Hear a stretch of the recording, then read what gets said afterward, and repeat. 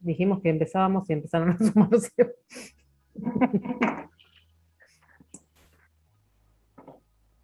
Bueno, les damos la bienvenida a este espacio. Les agradecemos profundamente a Natacha Lima, que siempre está ahí al pie del cañón. Cada vez que la necesito, la llamo y ella apaga el incendio.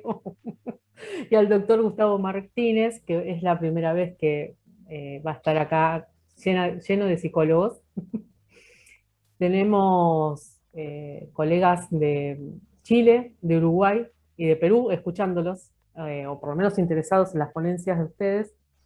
Les comento para los que me escuchan por primera vez, más o menos de qué se trata SAPRA. SAPRA es la Sociedad Argentina de Psicología de Reproducción Humana Asistida, que nació hace muy poquitito, y uno de nuestros objetivos es justamente dar a conocer los avances científicos y, bueno, una de las formas que tenemos, que también va de la mano de la formación del psicólogo, de los profesionales que estamos en este ámbito, que obviamente ya hay abogadas que siempre están acá también presentes, como Mariana y Guille.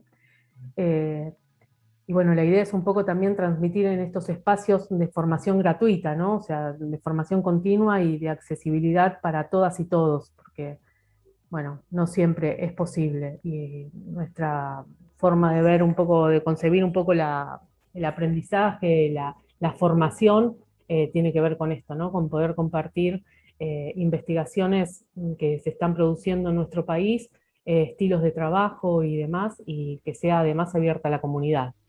Así que doble agradecimiento, porque esto es obviamente una gentileza de ustedes, de la presentación de su trabajo y obviamente de forma absolutamente gratuita como para poder compartir con todos nosotros y enseñarnos un poco todo esto que para algunos no es tan nuevo, pero para muchos sí lo es. Así que doble agradecimiento para nuestra colega y el doctor Gustavo Martínez, que también siempre es tan cordial con los psicólogos, realmente. Bueno, la doctora Natacha Lima es licenciada en Psicología de la Universidad de Buenos Aires, es doctora en Psicología de la Universidad de Buenos Aires. Ella hizo su máster en Ciencia y Bioética en el Erasmus Mundis, es diplomada en Género y Salud Mental en un mundo global de la UNSAM, coordinadora de la Diplomatura de Psicología. Anulen los micrófonos, por favor.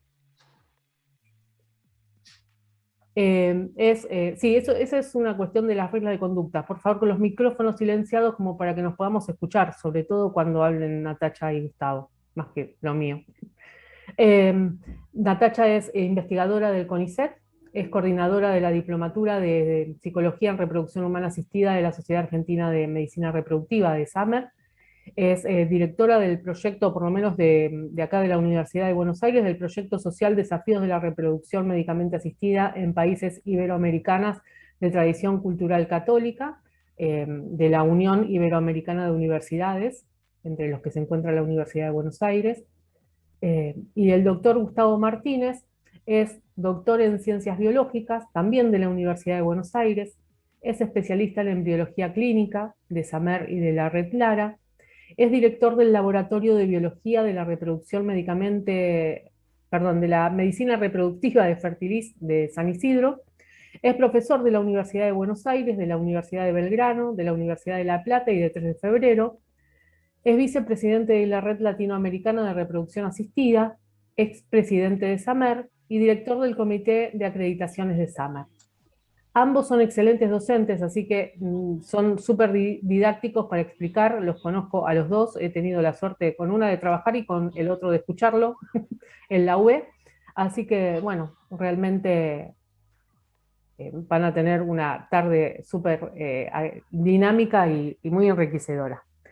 No sé si es por una cuestión de género que empiezan a Tacha o van juntos, ¿cómo? O vos, Gustavo, no sé cómo quieren. Empieza Natacha porque Natacha y yo no estamos de acuerdo. Bueno, Entonces, siempre la Natacha. Primero. No, muchas gracias. Arranco, si les parece, arranco yo. Voy a ver si puedo compartir primero la pantalla, así ven la hermosa presentación que preparé para compartir con ustedes. Ahí estamos. Bueno, y antes Antes de empezar, también agradecerles mucho a Flavia, a Sapra, sobre todo por este espacio que siempre tenemos de compartir, de reflexionar, de encontrarnos en este momento charlando sobre este tema que bueno, que nos gusta mucho, lo venimos trabajando con Gustavo hace un montón de años, pero como queremos también tratar de transmitirles en esta exposición, un montón de años para lo que es la ingeniería genética se puede pensar, ¿no? En un pasado, en un presente y en un futuro, ya en el momento en que estamos con este tipo de tecnologías. Muchas de ellas, que la que vamos a hablar específicamente hoy, es la técnica de edición genómica de CRISPR-Cas. Es una técnica que vio un poco la luz en el 2015, o sea, hace relativamente poco, empezó a difundirse en los medios a los públicos, digamos, más legos en ese momento. Ahí escucho algo, no sé si soy yo que estoy con... Escucho un ruidito, ahí está. Genial, gracias. Les decía que más o menos en el 2015 tuvimos conocimiento de esta tecnología y, y bueno, y ya podemos hablar, ¿no? Les decía, de un pasado, de un presente y de un futuro en un desarrollo que es, la verdad que es muy inmenso en muchos ámbitos y en muchos campos distintos. Otra cuestión que quería comentarles por ahí antes de avanzar es que no sé cuántos han podido ver el documental que les dejamos para ver, esta serie documental que va mostrando como distintos escenarios, pero lo interesante de estas tecnologías es que plantean un alcance que es global, ¿no? Que es planetario.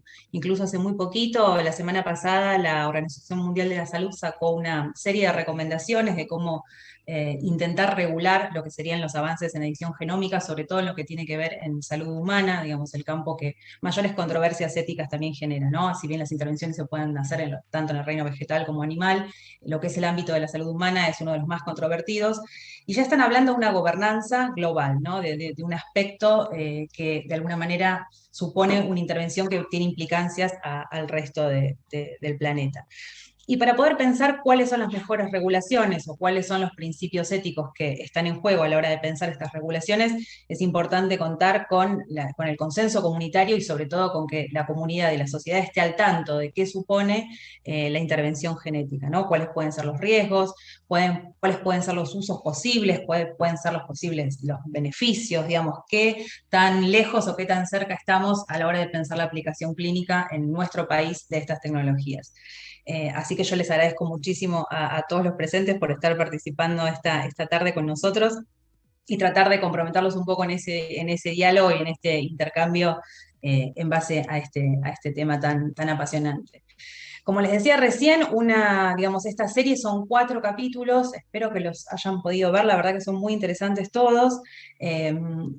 Plantea como distintos aspectos de a dónde podría aplicarse distintas intervenciones de lo que sería la ingeniería genética, tanto en plantas como en animales y en humanos, en lo que sería salud humana. Y también es interesante tener en cuenta en este documental que muestra como un abanico de intervenciones para pensar sobre todo lo que es la ingeniería genética, y no todo eso es CRISPR, ¿no? No todo eso es CRISPR-Cas, que es la técnica y los ejemplos que vamos a tratar de trabajar un poco en el día de hoy. Es decir, avances a nivel de ingeniería genética hay un montón. Gustavo por ahí va a hablar un poco después de esto que les comentó, ¿no? De la transferencia de los bebés de 3 padres, como se llamó, digamos, en el diario que salió la noticia ayer, sería parte de las técnicas de intervención genética, pero no sería específicamente edición genética. Por eso, a la hora de tratar de divulgar o tratar de bajar el conocimiento de cuáles son las posibles intervenciones, está bueno tener presente de que se trata de cosas distintas, y no todo es edición genómica, aunque hoy vamos a tratar de abordar la edición genómica específicamente. Otra cuestión que es lindo del documental es que son 4 capítulos y cada uno de esos episodios empieza con una cita de Darwin. El primer capítulo empieza con esta cita, que sería algo así como si nosotros tuviéramos una idea que de alguna manera fuera a revolucionar la sociedad, y revolucionar es una palabra como para traducir el outrage, que me cuesta encontrarle una palabra en español, sobre todo porque por ahí revolución tiene connotaciones positivas o negativas, bueno, depende cómo se lo interprete, pero el outrage tal vez es como una traducción que sería como más, si tuvieras una idea que fuera disruptiva para la sociedad o que pusiera patas para arriba a la sociedad, o sea, que tiene una connotación como más negativa de lo que sería algo positivo. si alguien tuviera esta idea, se pregunta si se la guardaría para sí mismo. Y en ese sentido es interesante pensar que cuando empezó, digamos, todo lo que fue el desarrollo de la era genómica, se trató de un desarrollo que, como vamos a tratar de ver, es muy vertiginoso, ¿no? Día a día avanzan las tecnologías, avanzan las transformaciones y uno siempre se va quedando, como parece, no sé, tarde frente al avance tan disruptivo de estas diferentes tecnologías. Y lo que supuso sobre todo fue un cambio de paradigma, que multiplicó las posibilidades de intervención sobre lo viviente desde lo que sería el descubrimiento del ADN en el 53 hasta un punto tal vez de mayor visibilidad, que fue la publicación del proyecto Genoma Humano, un poquito antes del 2000. En ese momento, cuando salen, ¿no?, las dos portadas icónicas, tanto de la revista Science y Nature, los dos proyectos, ¿no?, lo que sería descifrar el código de la vida, como se los publicó en esas tapas de revista, se da inicio a lo que es una era genómica, digamos, comandada sobre todo por la fusión del desarrollo de la ingeniería genética, de las ciencias biológicas y de las tecnologías de la información.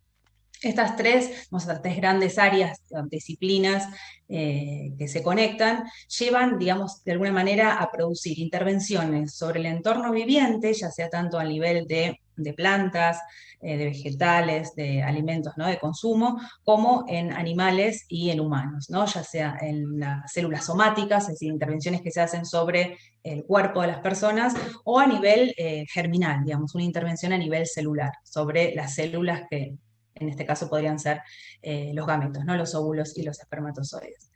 Digamos, este cambio de paradigma y esta revolución a nivel biotecnológico, Patricia Di Giglio, que es una filósofa de Argentina, ella lo conceptualiza como el biotecnocapitalismo. Iba a decir de alguna manera que es, bueno, un contexto que genera cambios acelerados sobre un aspecto concreto de la vida, ¿no? No sé si recuerdan tal vez el año pasado que las dos ganadoras del Premio Nobel de Química fueron estas dos mujeres, justamente les dieron el Nobel por haber inventado, ser las creadoras de esta tecnología CRISPR, que en los medios también surgió como, digamos, como tijeras genéticas o como las posibilidades de editar genéticamente el ADN. Se trata, digamos, volviendo a la definición de Di Giglio, de pensar o interpretar a la vida como un código. Esta posición o esta idea de pensar a la vida como un código ya estaba presente en el momento en que se publicó el proyecto Genoma Humano, digamos, es una idea que ya viene desde el 2000, en ese sentido no es nueva, pero CRISPR como que potenció la posibilidad de hacer una intervención mucho más concreta, que puede ser editar el genoma, es decir, se puede cortar, sacar un pedazo, poner otro, ya ahora Gustavo va a contar seguramente todo eso mucho mejor que yo, pero se puede hacer una intervención, digamos, muy grande en lo que es el ADN, y esto, lejos de ser una metáfora, en realidad se convirtió en un paso decisivo de lo que va a suponer hoy en día poder avanzar sobre un terreno de la praxis, es decir, sobre el terreno de aplicaciones concretas que tienen este tipo de desarrollos. Los primeros trabajos que vio, digamos, que conoció el público general sobre estas tecnologías, yo les había contado que eran más o menos del año 2015, y marcaban que las tecnologías CRISPR de alguna manera van a ser unas tecnologías disruptivas. Y este es un aspecto que me gustaría volver a tener como en mente de qué sería lo que CRISPR de alguna manera revoluciona, en qué manera puede ser esta idea disruptiva para la sociedad, ¿no? Pensando un poco en lo que les decía de la referencia a Darwin en el comienzo.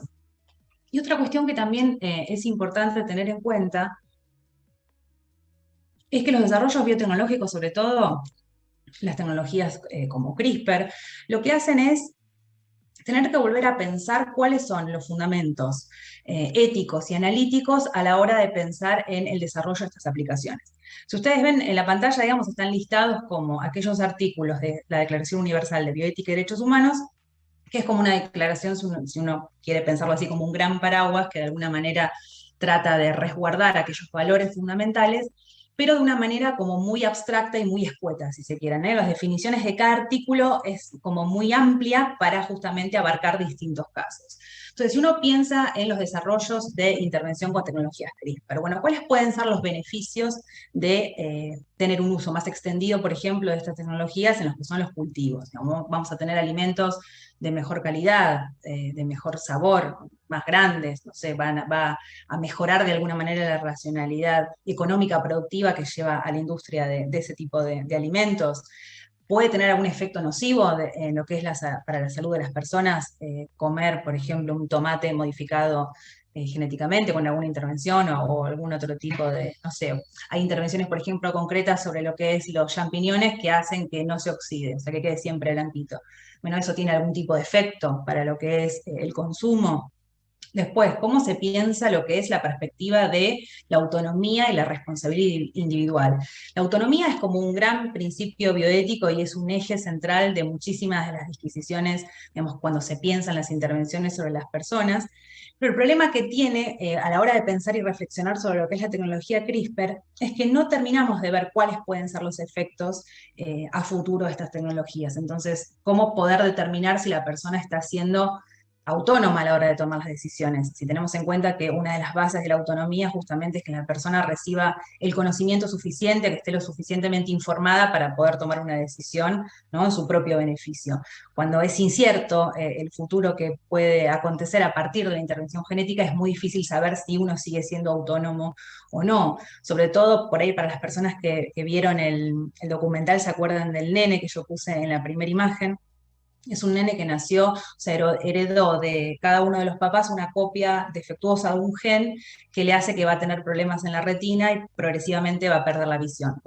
Ahora tiene 6 años en el momento de la serie, cuando cumpla 8 o 9, va a quedarse ciego. Entonces se le propone hacer una intervención genética sobre la retina que pueda de alguna manera identificar el gen que tiene el problema y repararlo, quitarlo, a partir de tecnologías justamente de edición genómica.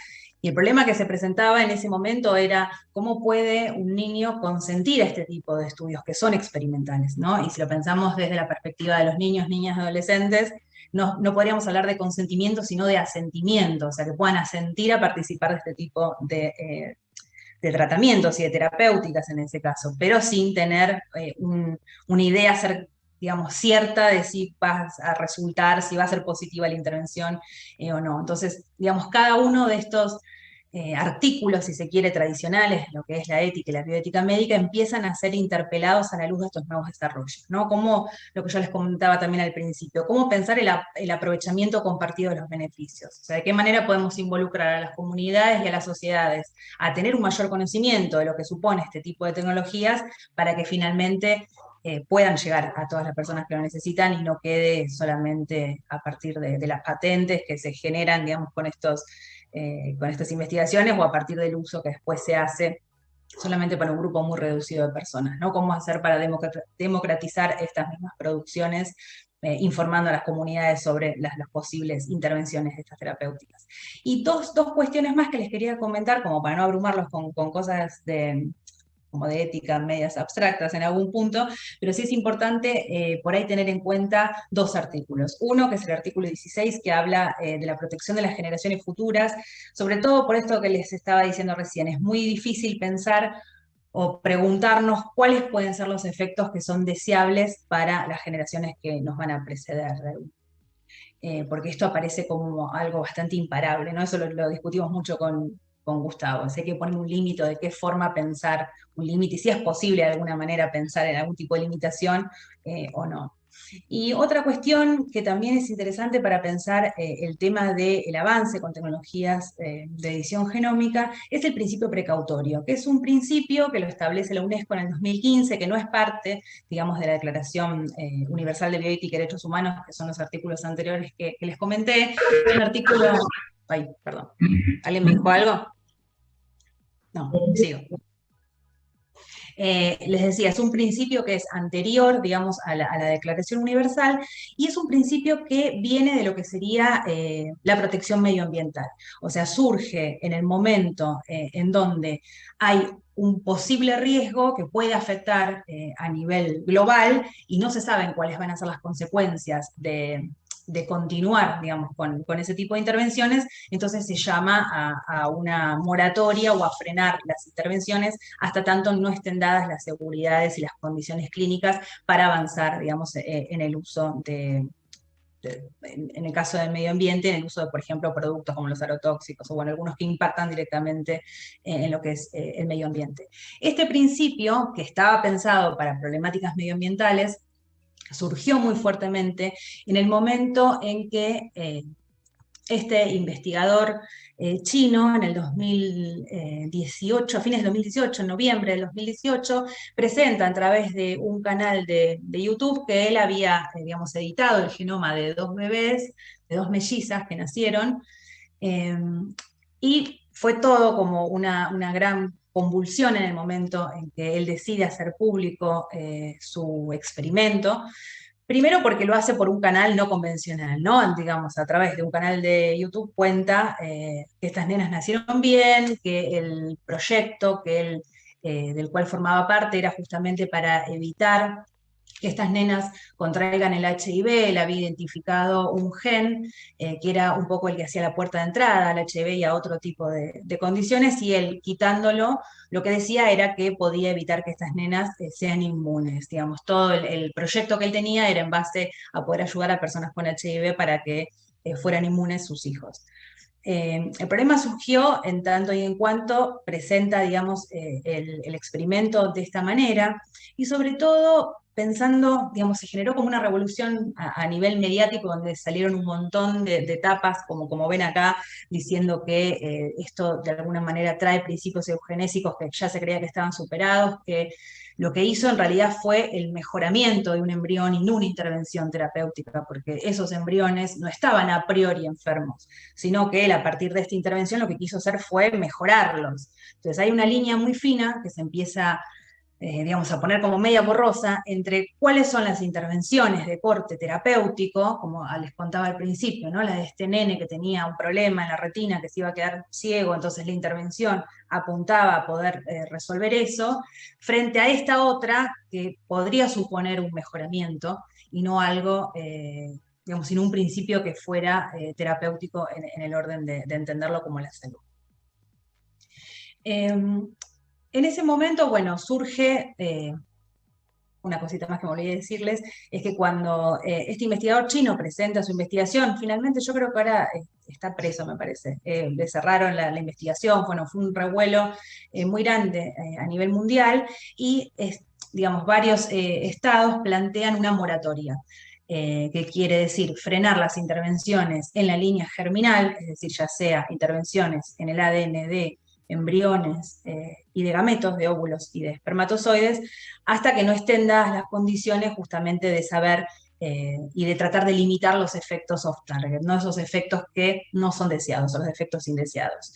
La moratoria que se estableció en ese momento, en 2018, viene un poco en línea con lo del principio precautorio que les comentaba antes, digamos, poder asegurar a nivel científico y a nivel técnico o tener mejores condiciones para poder desarrollar, digamos, intervenciones en lo que sería la clínica.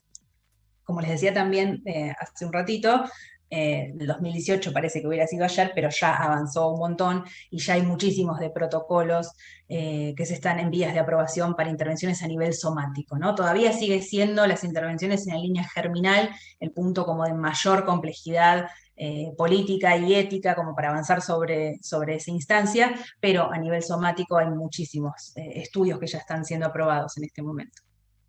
Entonces, como para pensar un poco las intervenciones del CRISPR en lo que serían, ¿no?, los distintos reinos, vegetal y animal.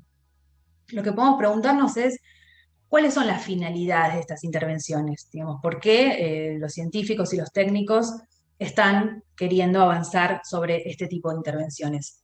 ¿Y para qué, sobre todo? ¿Cuáles son las racionalidades o los fundamentos que organizan este avance?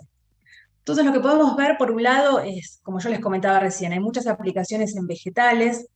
Hay una investigación bastante nueva de este año, sí, fines del año pasado, principios de este año, que hicieron sobre investigadores argentinos que están trabajando con tecnología CRISPR en el reino vegetal, digamos, para mejorar bueno, el arroz, los tomates, la papa. Hay como algunos que tienen como un montón de investigaciones, digamos, son vegetales que fueron objetos de un montón de investigaciones, y lo que se ve es que no son tan controversiales a nivel ético. ¿Por qué? Porque se demostró que a nivel de lo que es la salud humana no genera un problema de salud y mejora mucho lo que es la calidad de los alimentos.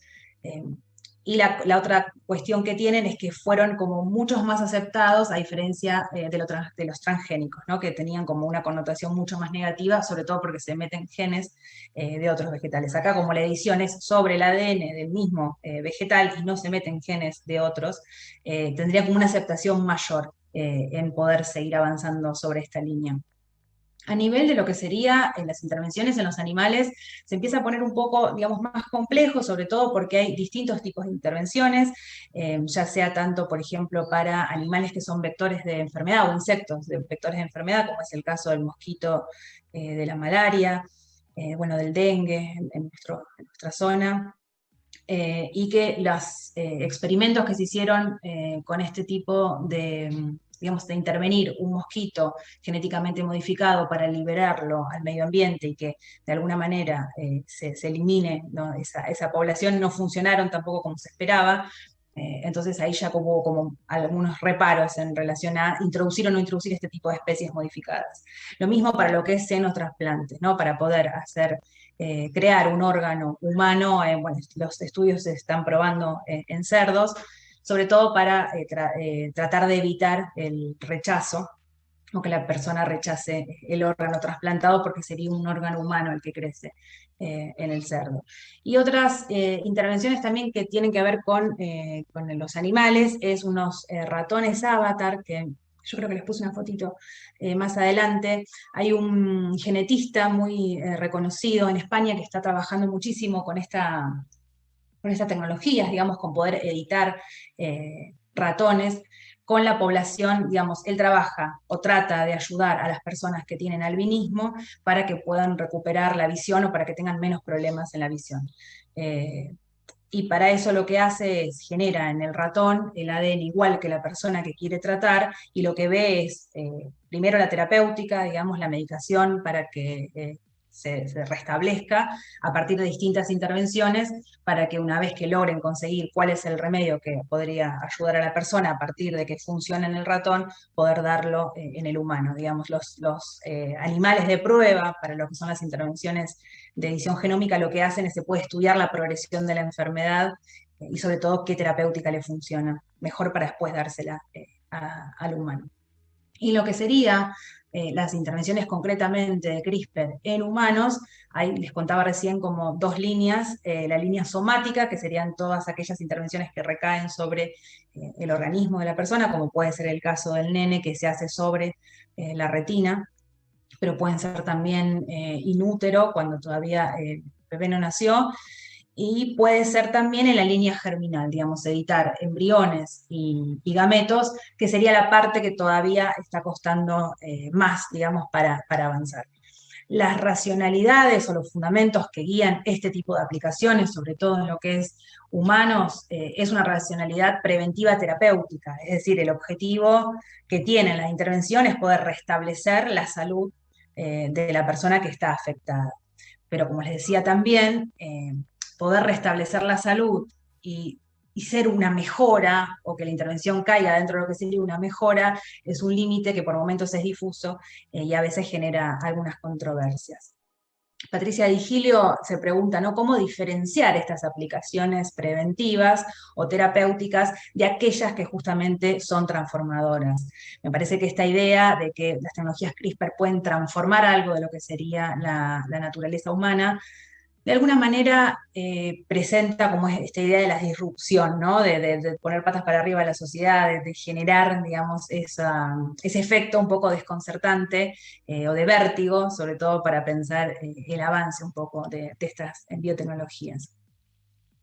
Hay muchísimas aplicaciones de CRISPR. Argentina es un país que hace muchísimas intervenciones, no a nivel de la clínica de la reproducción, ahora vamos a hablar con Gustavo sobre eso, pero bueno, tenemos como otros problemas a nivel de la clínica de reproducción para avanzar con los embriones y con temas que seguramente ya conocen, pero que es más difícil avanzar sobre ese aspecto, pero está muchísimo más establecido en lo que es animales de granja y vegetales, o sea, animales de consumo y vegetales.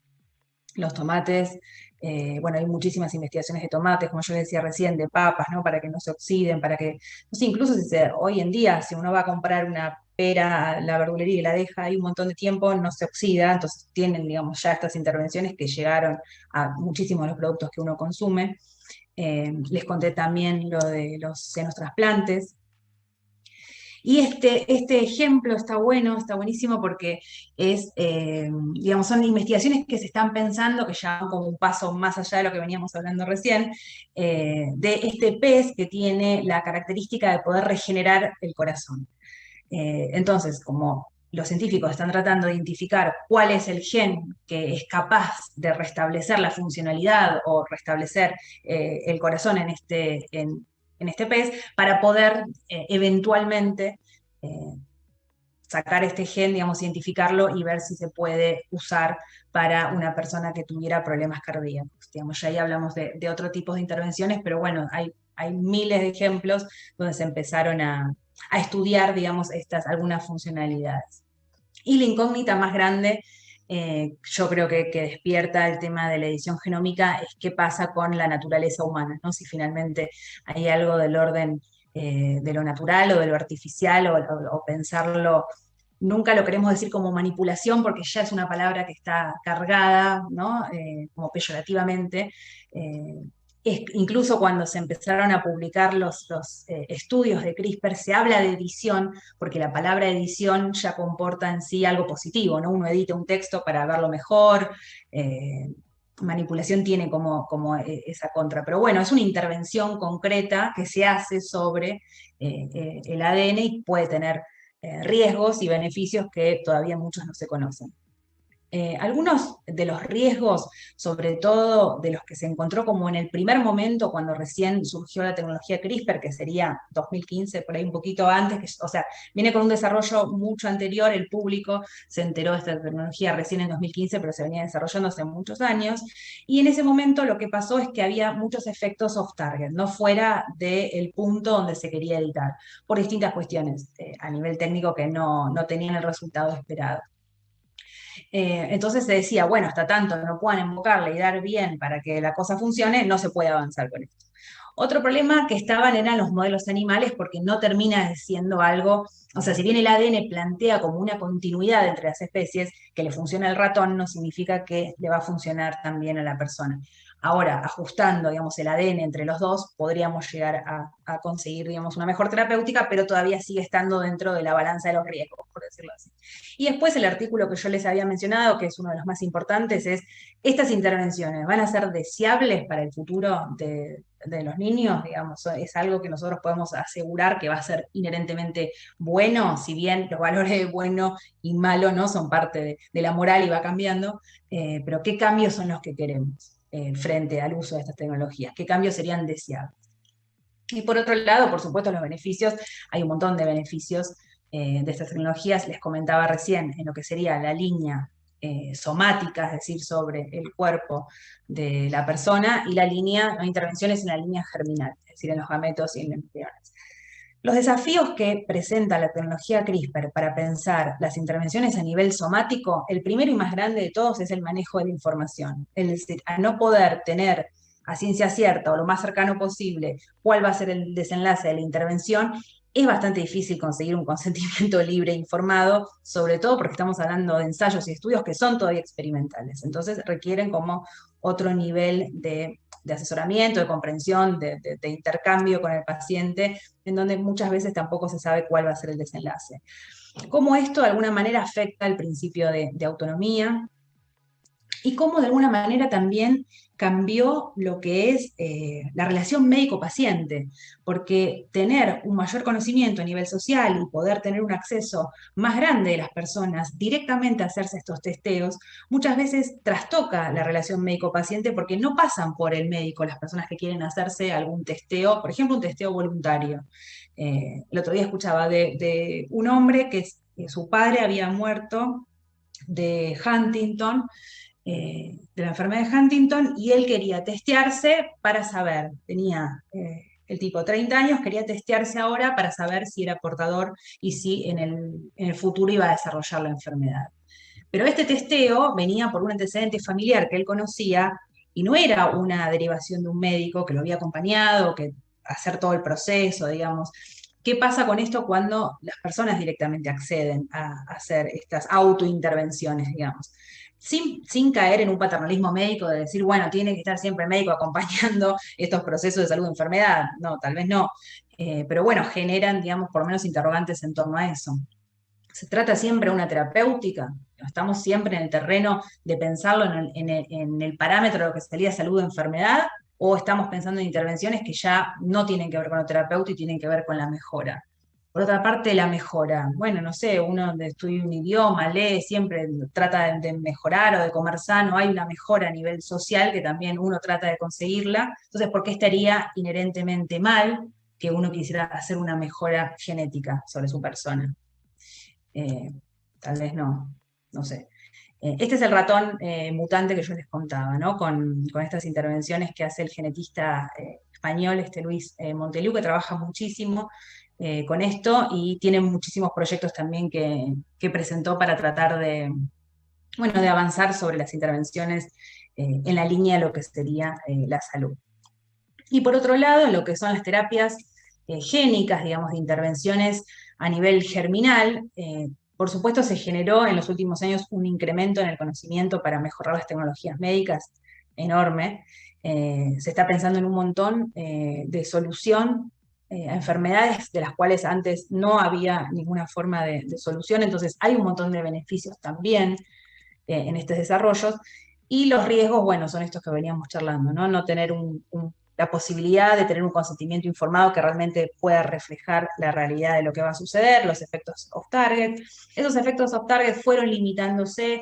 Hoy en día hay técnicas, creo que ya van por el CRISPR 13 o 14, que pueden hacer una edición de base, es decir, ir directamente al reemplazo de la letra dentro del ADN, entonces eso reduciría muchísimo lo que es los efectos off-target o fuera del lugar deseado para la intervención. Entonces hay un avance también a nivel técnico que hace que esto cada día sea más preciso.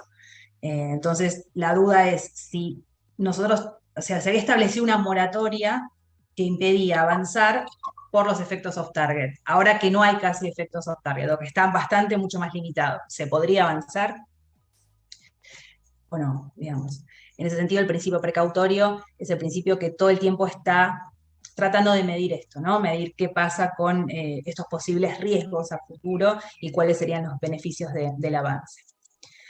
Y siempre estamos en el mismo problema de si estamos hablando de una mejora o de algo terapéutico. Bueno, yo creo que hasta ahí llegué con lo que les quería contar sobre esto. Voy a dejar de compartir, así podemos charlar un poco con Gustavo y con todas las personas que están acá.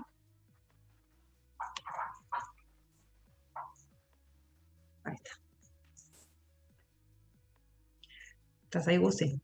Sí. No sé si tienen preguntas. Yo, como siempre que habla Salvo, anoté 14.000 cosas de las que fue diciendo, están buenísimas. Y siempre es un placer escucharla a Salvo hablando porque lo pone con una claridad. Yo no quiero ser tan claro. Salo sabe lo que yo pienso sobre CRISPR. Para mí, como biólogo, me parece fascinante. Y no sé por dónde empezar a hablar, porque tengo anotado, yo les digo un montón de cosas. Pero yo les digo, para que se den idea, CRISPR es algo que está en la naturaleza y que el hombre aprendió a usarlo. Es una herramienta de un grupo de bacterias primitivas que se llaman arqueobacterias o arquebacterias, que esa arquebacteria lo usa para evitar infecciones virales. ¿Qué hace? La CRISPR, cuando viene una bacteria, está presente como todas las moléculas. No es que la molécula tiene vida, sino que está en el citoplasma de la bacteria. Y cuando viene una molécula afín, el virus es una molécula, un grupo de moléculas según el tipo de virus, se le pega, lo corta y le quita la actividad. Lo que hicieron Doudna y Charpentier, a partir de mucho trabajo que había antes, desde los 80, era no solo que habíamos visto, que ya estos primeros trabajos mostraban esto, es integrar toda esa tecnología era tecnología que ya estaba publicada, y juntarla en esto de poder editar ese gen, o sea, en vez que reconozca un virus, reconozca un gen con tanta precisión que después va Cas9, corta y puede pegar otro gen. Un gen, llamémosle sano, o un gen de cambio, un gen para cambiar. Claro, cuando ellos encontraron esto, todo el mundo se dio cuenta que lo que veníamos haciendo de décadas de edición genética, porque la edición, de biotecnología, digamos, pensando en la manipulación genética, iba a quedar en el tacho de basura, porque por un lado es tecnología muy, muy cara, y por otro lado es muy poco eficiente. Imagínense, para dar un ejemplo con el cual convivimos todos los días, ustedes salen a la ruta y ven esos campos verdes con unas hojas enormes y quedan un porotito, la soja, ¿no? La famosa, el oro verde argentino. La soja transgénica, la soja modificada, o el maíz transgénico, el maíz resistente al taladro del tallo del maíz, lo que se hace es tomar un pequeño gen, meterlo, hacer lo que se llama desde el punto de vista genético una construcción, meterlo en un plásmido, que es una especie de virus, introducirlo ahí, e introducir ese virus en las semillas. Ese virus, como todos los virus, para replicarse, se integra al ADN o al ARN, depende del tipo de virus que sea, de la célula, y utiliza la maquinaria replicatoria de la célula para empezar a replicarse. Claro, al incorporarse, también incorpora ese gen que yo le puse en esa construcción. Lo posterior es ver qué semillas lo incorporan y lo expresan ese gen. Y una vez una conocida me dijo, estos son unos vivos, plantan 300 hectáreas, tiran Roundup y el que sobrevive lo cultivan. Y sí, de eso se trata. Es tan poco eficiente que lo que hacen es, para ver qué semilla incorporó ese gen y lo hace resistente a algo, al Roundup, por ejemplo, la famosa soja resistente al Roundup. ¿Saben lo que es el Roundup? Es un glifosato, es un herbicida. Entonces, es resistente al Roundup. Yo fumigo con Roundup y se mueren todos, se mueren todos los vegetales, excepto la soja Roundup resistant. Bueno, imagínense que para conseguir una semilla de soja Roundup resistant, tuvieron que fumigar un gran campo de esas semillas transfectadas, y las que sobrevivieron son las que cosechan y replican. Fíjense lo poco eficiente. Con esto, nosotros podemos agarrar una semilla, agarrar CRISPR, agarrar el gen que la hace resistente al Roundup y transfectárselo de al lado, la de al lado, la de al lado, la de al lado, y a cientos de miles de semillas. Entonces, no solo es el aumento en la eficiencia que se ha logrado, sino el abaratamiento del costo. Hoy, con $2.000, yo puedo armar en el laboratorio, puedo hacer transfección génica mediante CRISPR en embriones, con $2.000. Es baratísimo, si uno se pone a pensar en la parafernalia que era la transferencia genética de genes. Esto viene de la mano de este tsunami que es la genética. Empezamos, ¿se acuerdan del colegio? El monje en Suiza que hacía, que era Mendel, que agarraba un poroto y le metía otro poroto y salían los porotos rayaditos de color, qué sé yo. Después vinieron Watson y Crick, que vieron cómo era la estructura del ADN en los 50, y ahí empezó a generarse conocimiento, y cada cosa que se conocía era un poco más, hasta que llegamos a la década del 90, fin del siglo pasado, donde empezó el proyecto Genoma Humano, yo sigo con las comparaciones. Para que se den idea, el proyecto de genoma humano llevó 10 años. Hoy, el proyecto de genoma humano se puede hacer en 1 hora. ¿Sí? El estudio genético, porque cada desarrollo nuevo trae aparejados 5, 6, 7, 10 desarrollos nuevos. Otra cosa más.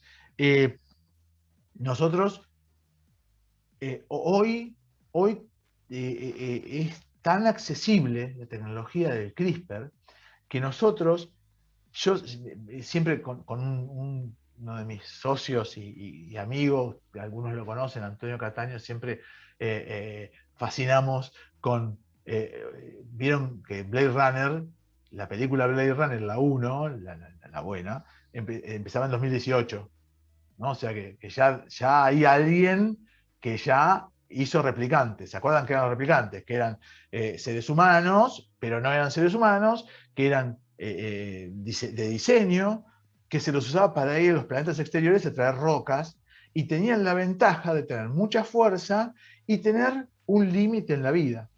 En un momento de la vida dejaban de existir. ¿Para qué? Para controlarlos. Hoy yo les puedo decir, y va a ser perverso lo que voy a decir, pero fíjense a qué nivel llegamos, que nosotros en el laboratorio, haciendo un ICSI, yo cargo en la aguja de ICSI CRISPR con las moléculas adecuadas y reemplazo un gen y puedo hacer un gen, le puedo transfectar un gen o incorporar un gen, editar, que le dé más fuerza al chico que nazca.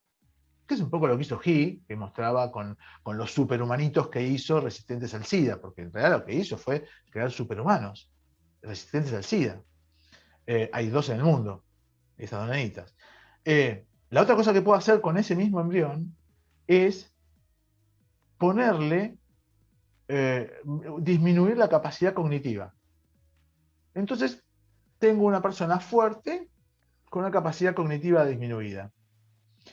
La otra cosa que puedo hacer es transfectarle un gen mortal que sepa que se va a activar. Saben que todos nosotros portamos entre 50 y 70 mutaciones, todos los que estamos acá. ¿Sí? La cuestión es si esa mutación puede ser letal y si es letal, si se va a activar en algún momento de la vida. Se puede activar a los 2 años de vida, o se puede activar a los 70 o nunca, o a los 50, ¿no? Yo le podría transfectar ese gen tipo timer que diga a los 50 años que se active y lo mate. Y siempre decimos con Antonio, lo que hicimos fue un replicante. Forzudo, baja capacidad cognitiva, y en un momento se va a morir. Ahí en la película era muy naif, se desconectaba, ¿no? Acá estamos diciendo se muere. Y esa tecnología la tenemos al alcance de la mano. Entonces lo que siempre charlamos con Salo es ¿hasta dónde? ¿Por qué? Porque yo siempre le digo a Salo, está en la naturaleza del hombre el transformar la naturaleza. Si no, no estaríamos haciendo un Zoom con esta computadora. Y el día que el hombre generó la rueda, que fue un avance tecnológico impresionante, casi igual al de la electricidad, empezó a transformar el mundo. El día que hizo la lanza, estaba transformando la naturaleza, estaba transformando el mundo. Entonces, ¿dónde está el límite en voy a hacer edición genética, pero bueno, tengo aquí, primero, si hay que limitarlo, quién lo tiene que limitar y cuál es el límite, ¿no? Son cosas que en tardes de Zoom hablamos con Salo siempre, y nunca llegamos a una conclusión, pero es lindo pensarlo. A mí me parece fascinante todo eso, ¿no? La apertura que ha dado esto. En 2006, la genetista que trabajaba en el centro donde yo trabajaba antes, vino y nos contó, acabo de venir del Congreso Mundial de Genética. Hablo de 2006, a 6 años de la exposición del proyecto de genoma humano, del resultado. Dice, me contó quién era el nombre, no me acuerdo, pero un genetista de esos galácticos. El tipo, dando la charla, se puso a llorar porque se sentía frustrado de no poder manejar todo el nuevo conocimiento que era en el día, en la semana, se estaba generando.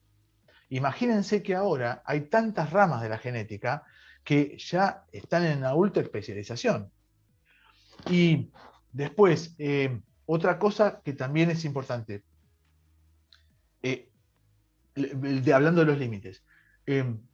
Hoy, sin la edición, sin la manipulación genética, no hablemos de edición genética, pues es una cosa nueva. Es nueva, pero es explosiva. Piensen que por día se publican entre 5 y 6 papers en algún tipo de área nueva sobre edición genética. Alguien me contó una vez, dice, mira, hace ya una década o más, dice, si hoy no hubiera cultivos transgénicos, y transgénicos hablo, era el maíz y era la soja, 700 millones de personas no tendrían alimentación. Entonces, eso también hay que ponerlo en la balanza cuando uno piensa en limitar y piensa en cómo aplicar esa tecnología, ¿no? Y después, bueno, anoté cosas como que Darwin en su momento fue Einstein sin marketing, ¿no? Porque realmente Darwin fue como Einstein. No había premio Nobel porque no había sido Nobel todavía, pero si hubiera sido contemporáneo Nobel hubiera ganado el premio Nobel, el tipo. Porque lo que hizo fue, solo desde el punto de vista observacional, darse cuenta de cuál es la llave de la evolución. Y como siempre también charlamos un montón con Salo, la evolución va de la mano de la reproducción, ¿no? Así que bueno, son ideas que no tienen mucha conclusión porque estamos surfeando la ola en este momento. O sea, les aseguro, todavía en la cresta de la ola no dejó de bajar.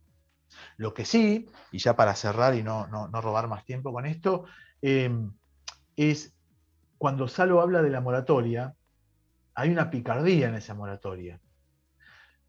Primero, los que lo vieron, como siempre, unos pocos, fueron y patentaron esta tecnología en Estados Unidos. Los mismos, ¿te acordás que es Sang el primero que patentó tecnología CRISPR? Cuando lo quiso ir a patentar a Europa, las empresas de biotecnología se opusieron diciendo que cómo van a patentar tecnología que es pública y qué sé yo. Claro, ¿saben por qué? Porque si la patentaba les sacaba el negocio a ellas, que eran la mayor cantidad de empresas biotecnológicas están en Europa. En Estados Unidos hay un montón, pero la mayoría están en Europa. Ahora, bueno, debe haber un montón en China. Así que bueno, las moratorias siempre tienen algo atrás, ¿no? Y a veces me asustan un poco, conociendo el paño científico de las moratorias. Así que bueno, tenía millones de cosas más, pero no. Son todas reflexiones. Me las guardo para las reuniones con Salo cuando escribimos. Así que si quieren, y les parece, no, yo creo que ya les sacamos un montón de tiempo, si quieren preguntar, emitir opinión o lo que sea, o si no les cuento de qué es esta cosa del bebé de tres padres. ¿Prefieren eso?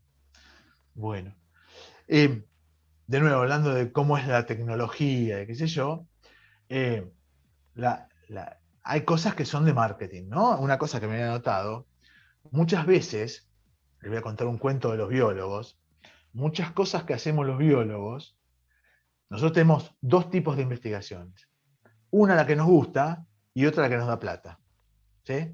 Entonces, si nosotros queremos investigar en lo que nos gusta, tenemos que tener plata. Entonces, ¿qué hacemos?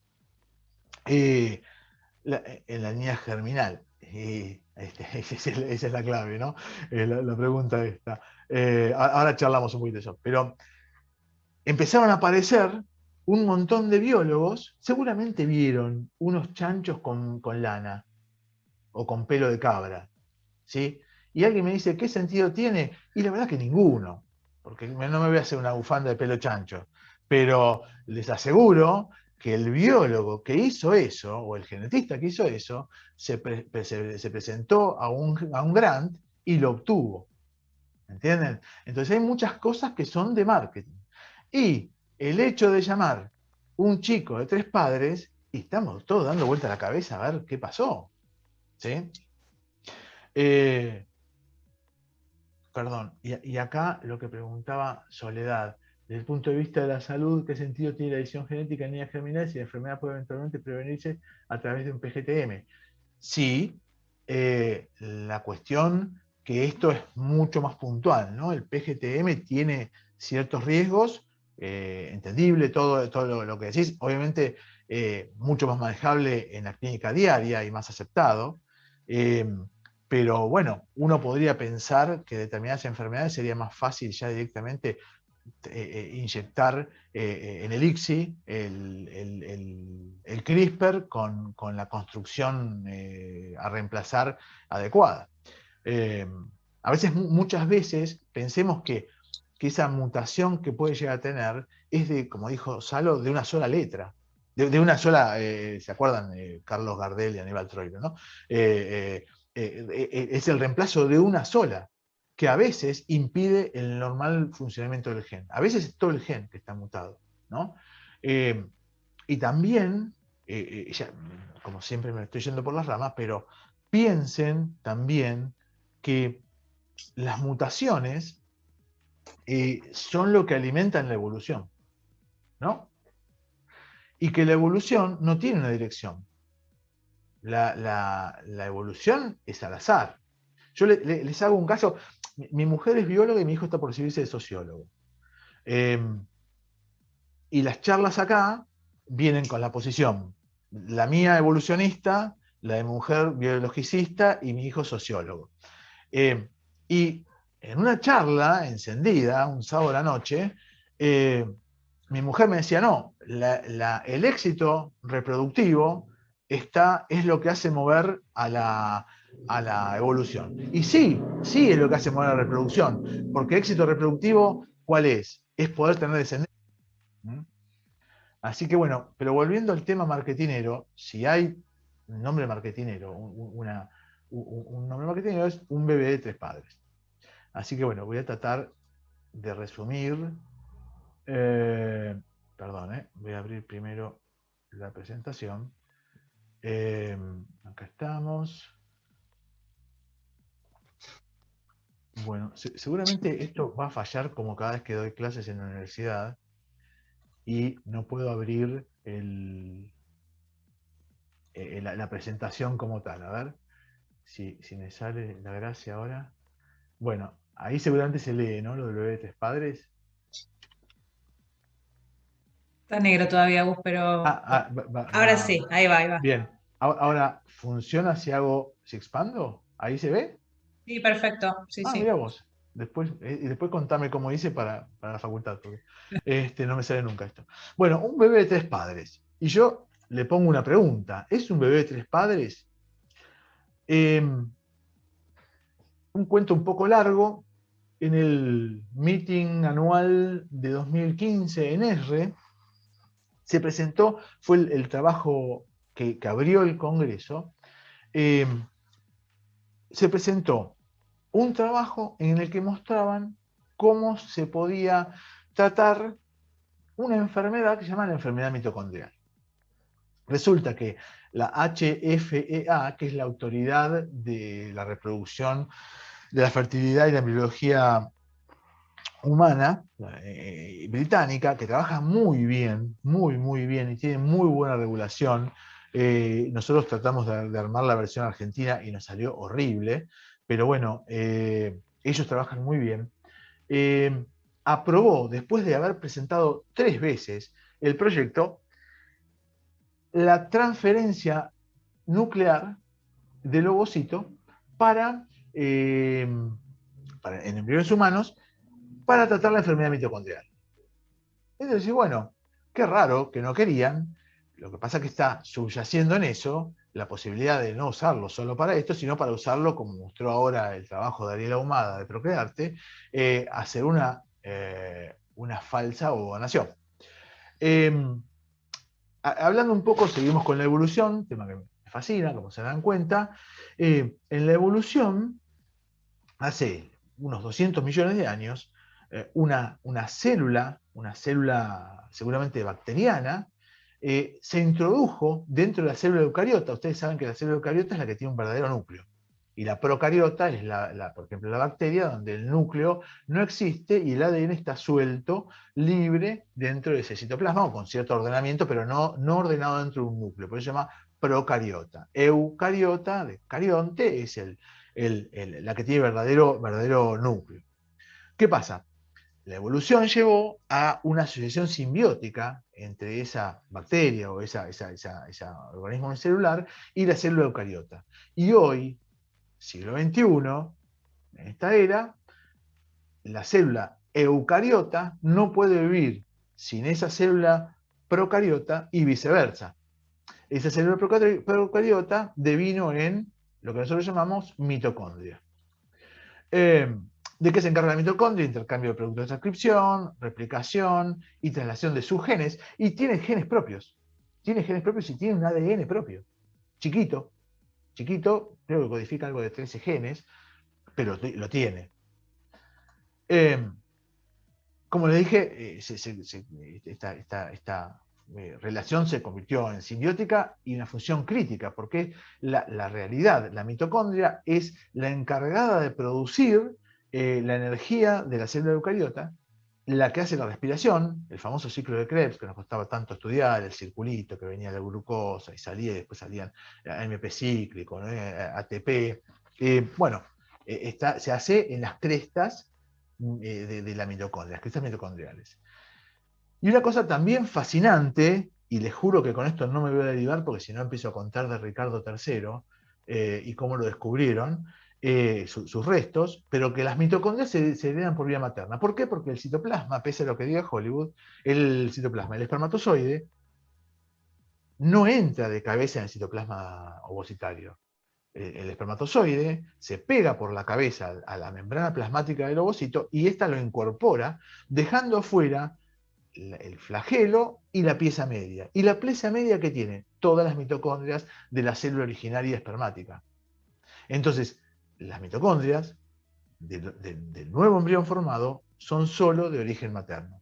Con esto uno puede hacer linaje, porque todos los que estamos acá tenemos las mitocondrias de nuestra madre, que las heredó de su madre, y así sucesivamente. ¿Sí? Es responsable de un número de procesos y codifica 13 de los 80 polipéptidos de la cadena de transferencia de electrones. Esto es para la respiración. ¿Sí? Entonces, tiene una codificación propia y tiene un ADN propio. Muchos, así como les digo que hay mutaciones del ADN propio, también el ADN de la mitocondria empieza a mutar. Y cuando se acumulan muchas de esas mutaciones, llegamos a lo que se llama enfermedad genética, enfermedad mitocondrial. ¿Sí? ¿Cuándo se considera enfermedad mitocondrial? Cuando el 80% de las mitocondrias de las células de una persona están mutadas. ¿Sí? Entonces, acá tenemos dos problemas. Acá hay un grafiquito de ese día que lo presentaron. Fíjense, mientras todas las mitocondrias están bien, no están mutadas, están en homoplasmía. Cuando empieza a haber algunas mutadas y otras no, entre un 40 y un 60% se llama heteroplasmia, pero heteroplasmia normal, cuando está entre el 40 y el 80, y hay una enfermedad de heteroplasmia cuando hay 80% más. Bueno, lo que se sabe hoy es que estas alteraciones pueden provocar enfermedades severas que afectan al feto, al bebé, incluso al niño. Y vamos a ver algunas que son tremendas, sobre todo sus nombres: encefalopatías, con convulsiones, retraso del desarrollo, desorden del movimiento, migraña complicada, infartos, neuropatías, defectos cardíacos, deficiencia de audición, estatura corta, diabetes, enfermedad renal tubular, desórdenes de músculos extraoculares, pérdida de la visión, acidosis láctica, todas esas cosas tremendas. Obviamente, estas mutaciones se van acumulando y por eso tienen mayor incidencia en la edad reproductiva avanzada, con lo cual le agregamos a los defectos propios del ADN nuclear, le estamos agregando defectos del ADN mitocondrial. Entonces acá le agregamos que tiene menor probabilidad de lograr la concepción, ya naturalmente en la edad reproductiva avanzada, un incremento en la tasa de aborto espontáneo, alto riesgo obstétrico, y ahora podemos agregar que otro problema que tiene es la enfermedad mitocondrial. Pero, acá lo que proponía en ese momento, y es lo que vamos a ahondar ahora un poco, lo que proponía ese proyecto era hacer transferencia nuclear, le llamaron. La transferencia nuclear puede ser de uso meiótico de la metafase 2, que es lo que hizo Ariel Ahumada, en procrearte o la transferencia de pronúcleos. Ahora, lo que está subyaciendo acá es, buenísimo, ¿cuántas mujeres en el Reino Unido están afectadas por la enfermedad mitocondrial? 2.000, en una población de 80 millones de personas, ¿no? Más o menos 40 millones de mujeres. Entonces dice, bueno, primero, ¿por qué tanto lío? ¿Por qué vamos a hacer todo este desarrollo? Y bueno, claro, de nuevo, lo que está subyaciendo en esto es la posibilidad de hacer una especie de ovodonación manteniendo la integridad genética de la mujer, que es la dueña de los óvulos que están envejecidos o con problemas de fertilidad. ¿Cómo se logra la transferencia nuclear? Bueno, acá están los dos, ¿no? Pero les tengo que explicar una cosa antes. Todos saben que el ovocito maduro, el ovocito fecundable, es el ovocito en metafase 2. Y que nosotros sabemos que es un ovocito maduro porque expulsó el cuerpo polar. ¿Qué es el cuerpo polar? Es el 50% de los cromosomas que tuvo que reducir el núcleo en su camino a tener solo 23 cromosomas, en vez de 23 pares de cromosomas.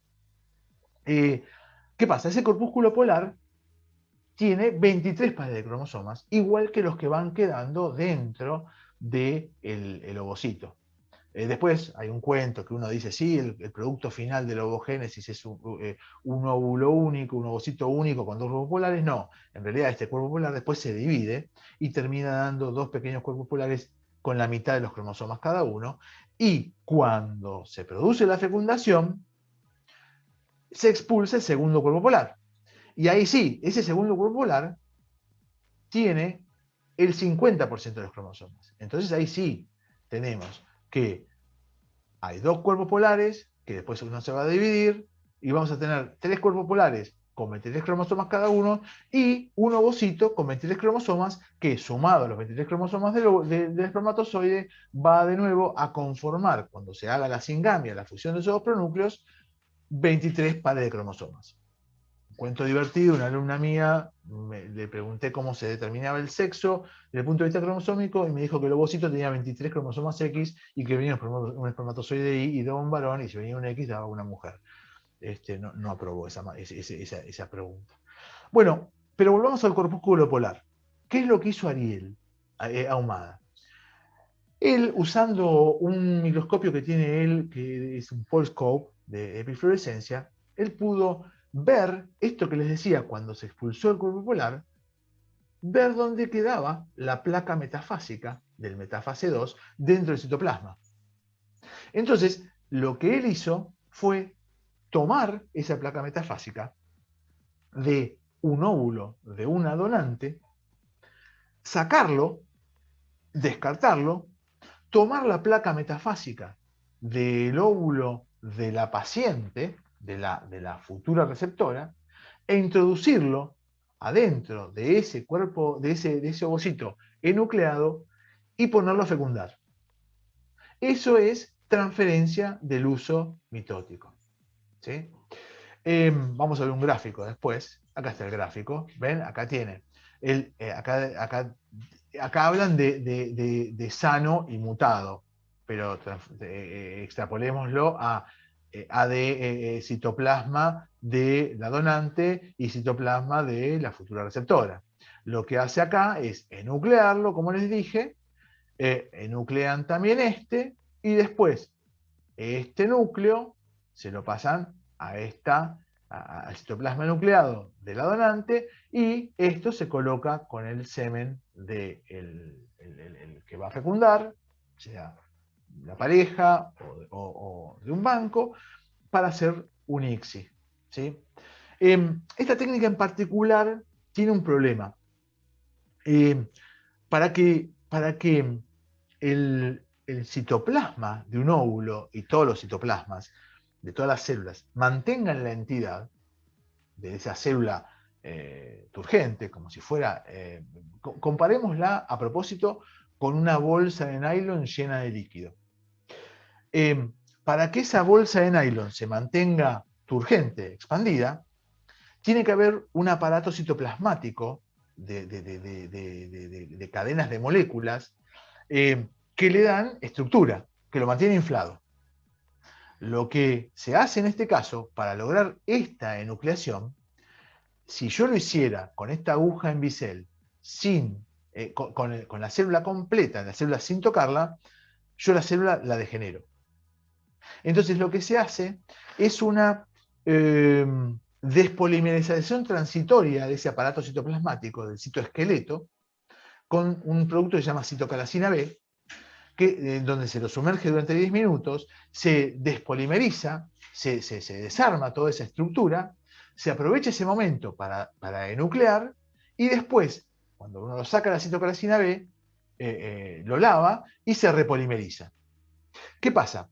En ese momento de despolimerización, volviendo al ejemplo de la bolsa de nylon con agua, imagínense si yo la pinchara con una aguja muy finita. Es muy posible que solo pierda un poquito de agua esa bolsa muy finita, y depende del tipo de nylon que sea, hasta quizás el agujerito sea tan chiquito que ni siquiera llega a perder agua porque se cierra el nylon una vez que yo saque la aguja. Pero si yo lo manipulo mal, supongamos que hago un mal movimiento, a lo mejor rajo esa bolsa, va a perder todo el agua. Bueno, esto es lo mismo. Es tan poco eficiente que en ese proceso de meterle citocalcina B, de sumergirlo en citocalcina B y meter la aguja, esa bolsa que queda menos que gelatinosa, acuosa, muchos de esos óvulos degeneran. Por eso, si uno habla con los chicos, con los colegas, ellos le dicen, y sí, para hacerlo necesitas un montón de óvulos. Entonces, ahí volvemos de nuevo con las cosas marketineras. Le estamos vendiendo a la gente, así como vendemos el banco de óvulos, chicas, vengan a congelar sus óvulos y tengan un chico cuando quieran, ahora vamos a vender, chicas, vengan con su óvulo envejecido y nosotros le hacemos transferencia nuclear y tengan un chico con sus genes, ¿no? Pero no es tan sencillo, es bastante poco eficiente. Hay otra técnica, que la nombré al principio, que es directamente la transferencia de pronúcleos. En esta transferencia de pronúcleos, que si los que tuvieron la oportunidad de ver el video, este serie documental, es el comienzo del 4.º capítulo, donde está el ucraniano, un poco egocéntrico, que él dice que siente la responsabilidad de hacer esto y crear vida, qué sé yo, pero lo que hace, y lo muestra en el video, es esta técnica que les voy a contar. Está el óvulo de la futura receptora, el óvulo de una donadora, lo que se hace es fecundarlos con el semen elegido para la fecundación, sea de la pareja o sea del banco.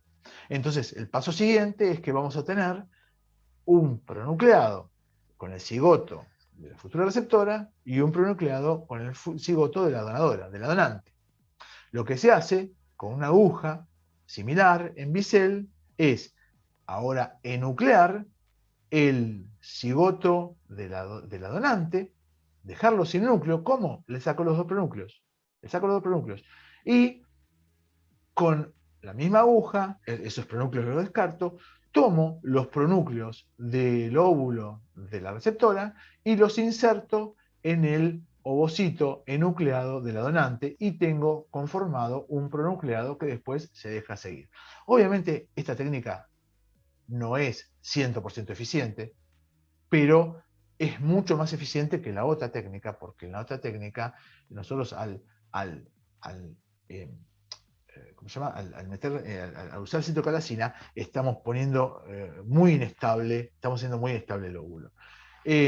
Obviamente esto después se sigue, es un poco, les cuento esto porque es un poco la línea que nosotros vamos a empezar a trabajar ahora, en estos meses, y creemos que obviamente no nos vamos a alargar a hacerlo con óvulos fecundados como tal, lo vamos a hacer con los triplinucleados de descarte, para un poco tener el timing de nucleación y por otro lado ver qué tasa de degeneración tenemos, porque si lo hacemos en 10 y nos degeneran 9, y la eficiencia es muy, muy baja.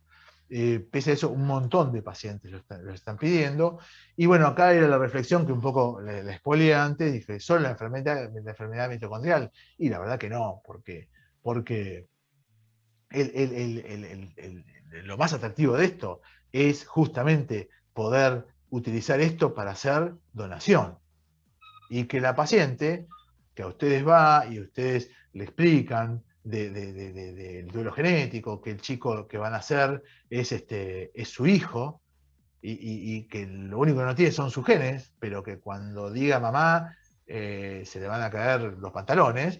En este caso le estamos dando la opción de que mantenga la identidad genética, como acaban de decir, si leyeron la nota de hoy, eso, lo cual me parece perverso, porque estamos de nuevo vendiendo el vengan conmigo y yo les mantengo la identidad genética, vengan conmigo y tengan un hijo cuando quieran congelando sus óvulos, y resulta que los óvulos degeneran un 50, un 40, un 30%, por más que vengan de Ucrania. Les digo porque ayer descongelé óvulos de Ucrania, de 10 degeneraron 3, y hoy de 14 degeneraron 5. O sea, los óvulos degeneran en el congelamiento, ¿sí? Así que bueno, me fui por las ramas un poquito, pero ahí terminamos. Vamos a hacer todas las preguntas que quieran.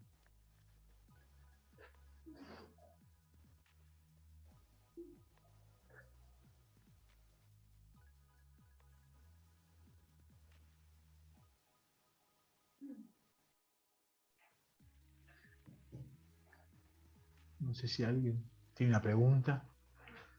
Son bienvenidas, ¿eh? No nos ofendemos. La abogada, si quiere ponernos los límites. Ahí, Marian. Lo que pasa es demasiada información que tenemos que procesar también. Y además, sí quiero agregar algo. Nuestros padres, ¿sí? Flaco favor le hace a todo el tema de la donación decir que hay un tercer padre. La verdad que ¿Viste? sí. Y les cuento una cosa más. Yo, a algunas que ya estábamos conectados al principio, les conté que esto se hacía en los 90. Uno que en su momento fue, es muy común en fertilidad que uno tiene éxito en algo y uno lo sigue, o trabaja de una forma y uno lo sigue, porque es muy difícil hacer experimentación con nosotros. Jack Cohen, un holandés, que se fue, es el dueño del centro San Barnabas y que ha publicado muchísimo y sigue trabajando. Ahora es el director de la parte de genética de Cooper Scientific. Él empezó a hacer esto, empezó a hacer la transferencia de pronúcleos y hizo muchas, hizo como 50, pero le cortaron la actividad cuando, al revés, él hizo una extracción, porque uno arrastra citoplasma en esto, y transfirió mitocondrias alteradas y generó un chico con una enfermedad mitocondrial. Entonces, en Estados Unidos se prohibió esto. Pero uno como biólogo ve esto y dice, yo lo quiero hacer, ¿no? Realmente es una cosa fascinante,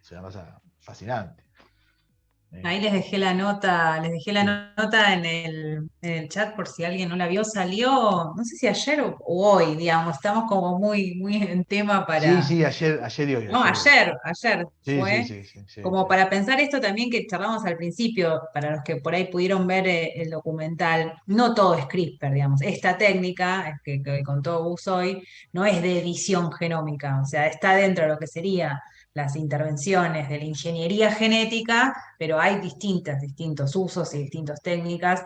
Y está bueno conocer esas diferencias, ¿no? Porque para poder opinar con un fundamento, para poder incluso pensar cómo acompañar mejor cuando venga de repente un paciente que lea la nota del diario que diga que ahora puedes conservar tu genética, ¿no? Como, bueno, qué decir un poco frente a eso. Sí, y a mí bueno, ya las que me conocen saben, yo soy un firme defensor de la psicología en la fertilidad, pero ¿saben por qué? Porque en realidad ustedes como psicólogas completan la práctica, completan lo que empieza a ser el médico. Ni nosotros lo podemos hacer, porque nosotros al paciente ya lo recibimos anestesiado y nos pasan los óvulos. O sea que esto no se lo podemos contar a nadie nosotros. De vez en cuando viene alguna paciente equivocada, que la agarramos y le contamos cosas, pero nada más. Pero en realidad, ustedes son los que completan la práctica, porque tienen el tiempo y el espacio. O sea, el paciente va ahí para hablar, no para que le hablen de jeringas y que le hablen de horas de ponerte el HCG y venir en ayunas y qué sé yo. Va a hablar de lo que le pasa. Entonces, yo defiendo la actividad del psicólogo, y no estoy tribuneando en una tribuna de psicólogos, saben los que me conocen que yo lo defiendo, porque son los que tienen la oportunidad de completar la práctica de la fertilidad. Entonces, está bueno que sepan esto, está bueno que sepan en qué contexto se dicen todas estas cosas, porque tienen la oportunidad de decírselo a sus pacientes.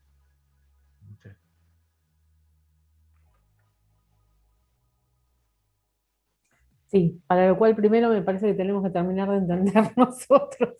Es mucha información, como dijo Mariana, pero Sí, muy buena, muy clara, Gustavo, la verdad que bárbaro los dos. sí, ojo, no se queden con la parte técnica, ¿no? Mm, Quédense con el contexto, me parece. Lo más importante es la posibilidad que da la edición genética, que no todo es malo, que no todo es malo. Yo tengo una amiga bióloga que vive en Austria y ella no come nada que sea transgénico. La respeto mucho, pero vayamos a decirle al africano que se está muriendo de hambre mm. masivamente, no, pará, no comas esto, está editado genéticamente. Sí, está bien, sentado en Austria, en el Tirol austríaco, yo también, ¿viste? Te digo, no, pero bueno, vamos, ¿no?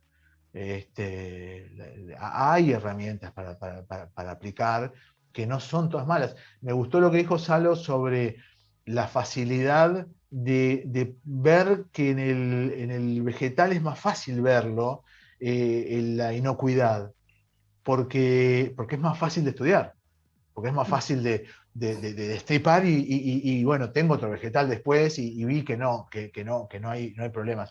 En los animales es más complicado porque también es más larga generacionalmente, ¿no?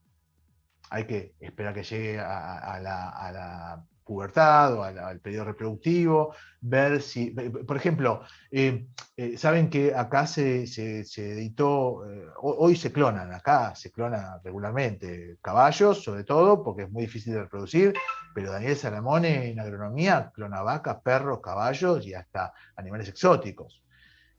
Cuando hicieron la primera vaca, la famosa Pampa, que fue con Lino Barañao, eh, ellos lo que buscaban, más allá de haberla clonado, también le transfirieron un gen, que era el gen de la hormona de crecimiento humana. Eh, no quiero decir cualquier cosa, pero está en este orden lo que decía. La producción de 1 litro de leche de esa vaca alcanzaba para producir toda la hormona de crecimiento humana que se consumía en un año en Argentina. Entonces, ¿pero qué pasaba? El problema es que para que un gen realmente se considere transfectado, se tiene que pasar que pasar a la descendencia.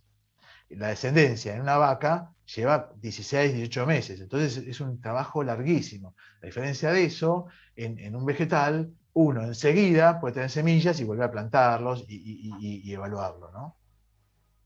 Eso está bueno. Sí,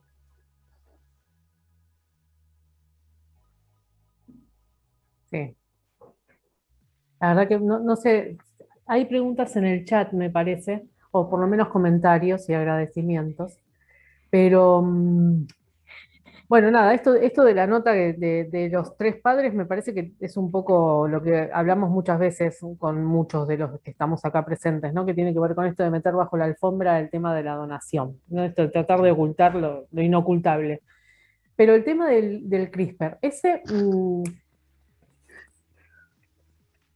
bueno, supongo que tu respuesta va a ser similar a la mía, Gustavo, pero el tema es, digo, ¿por qué no? O sea, ¿cuáles serían las problemáticas para el no? Claro, claro. ¿No? ¿Hay Eh, problemáticas para el no? Digo, y Sí, justamente los efectos secundarios no conocidos. Se empezó a mm, ver que hay efectos secundarios en algunas ediciones.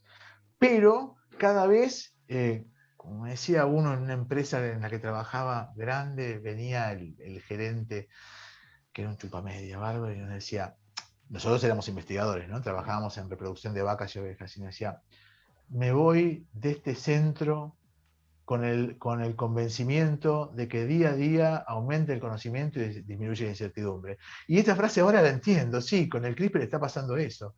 Día a día aumenta el conocimiento y disminuye la incertidumbre, lo cual no quiere decir CRISPR para todos y todas, porque no sé, hay algunas veces que hay efectos no deseados. Hay efectos no deseados y los han encontrado. Me gusta esto que introdujo Salo del reemplazo ¿cómo es Salo? La base única. Y la La edición base de una base. claro, de una base. Porque muchas mutaciones son de una sola base, ¿no?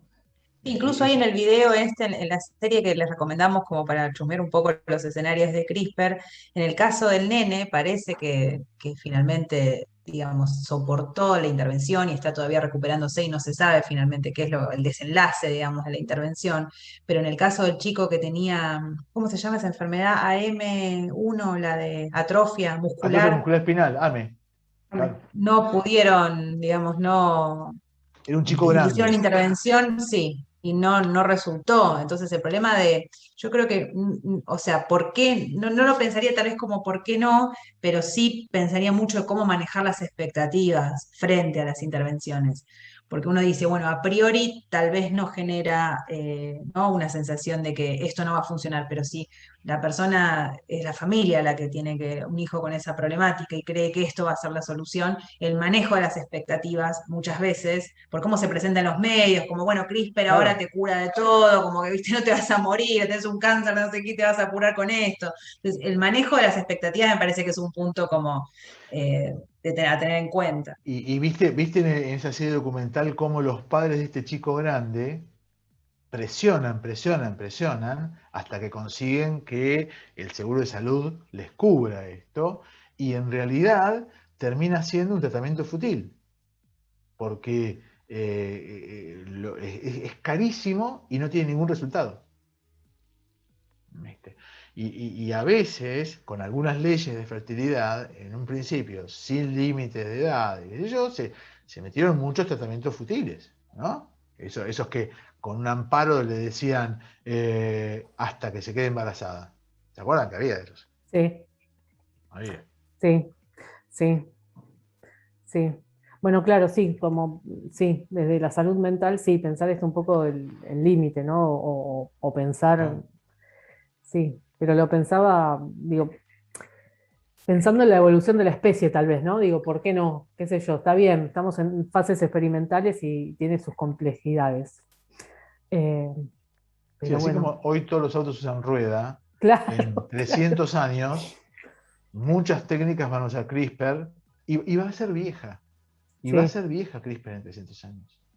¿Sí? Como hoy es vieja la máquina de vapor, mm, ¿no? sí, Yo te digo, es una cosa que siempre charlamos con Salo. Yo no separo todas estas cosas tecnológicas que son súper rimbombantes de la evolución del conocimiento y el desarrollo tecnológico humano. No se puede separar, no son cosas distintas. Así como tampoco podemos separar el hecho de que nosotros somos animales, ¿no? tal cual. Este, ahí Agostina Teti quiere hacer una pregunta.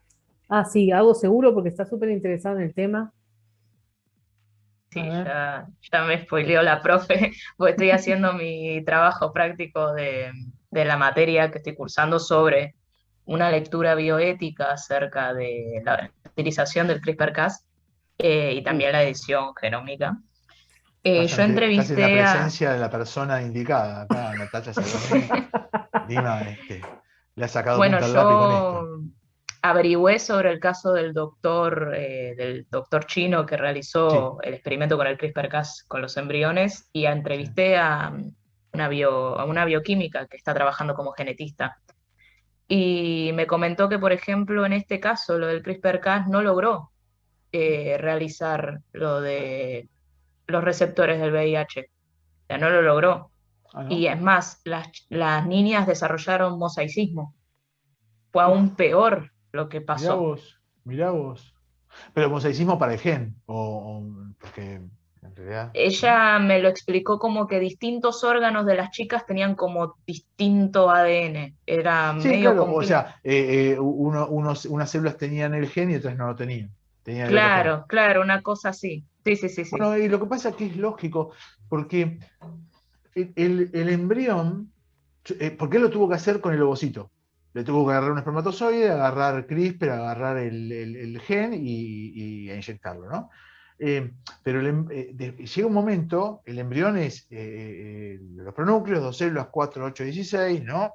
Y en un momento se compacta, se forma la mórula, y la mórula, hasta ahí es, el embrión es cada célula, si yo la separo, podría generar todo un organismo nuevo. Pero en ese momento, cuando llega este estadio de mórula, y se convierte en un blastocisto, una blástula, pierde la totipotencialidad y tiene un grupo de células que van a dar el macizo celular interno y va a ser el bebé, y otro grupo de células que va a dar el trofoblasto, trofectodermo, que en relación con el endometrio materno va a dar la placenta. En ese momento, la división puede haberse llevado un gen para un lado y otro gen para el otro, o un alelo del gen para un lado y un alelo del gen para el otro en esa división celular, pues todo eso es mitosis, y haber hecho un mosaico tranquilamente, tranquilamente. Nosotros cuando hacemos PGT encontramos un montón de mosaicos, inclusive mosaicos sexuales encontramos, que tienen unas células son X y otras células son XY. Claro, Es un porque rompedero de también, cabezas. sí, también se mostraba respecto a la pregunta de mi profesora, de Flavia, sobre por qué no. Había también en el primer capítulo varias personas que estaban como a favor, como diciendo una frase que me quedó, decía, muchas personas muchos científicos están discutiendo esto éticamente, pero si no lo hacemos, si nadie lo pone a prueba, es como que no sirve, Claro. no funciona. Y yo busqué a esa persona y o sea, o real, está basado en gente conocida, es una persona que es el médico que fue médico del, no médico, de bioquímico de la NASA, algo así, que es como artista, se identifica como artista porque hace estos experimentos con el CRISPR-Cas. ¿Vos cuál es el que se inyecta a él después? Sí, sí, sí, Ah, sí, sí. sí. Sí, pero viste cómo lo llaman al orden, ¿no? Después le llaman, lo llama el FBI y reconoce, bueno, en este caso me parece que no.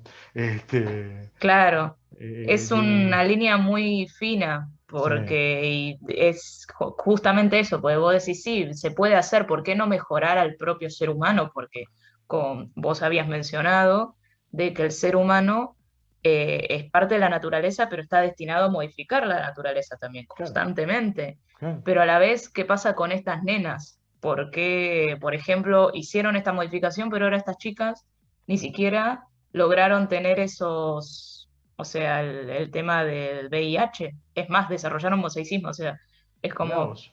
es justamente ese aspecto que vos decís, hay que mejorar, pero ¿a qué costo? ¿Qué consecuencias hay, por ejemplo? Claro, claro, claro.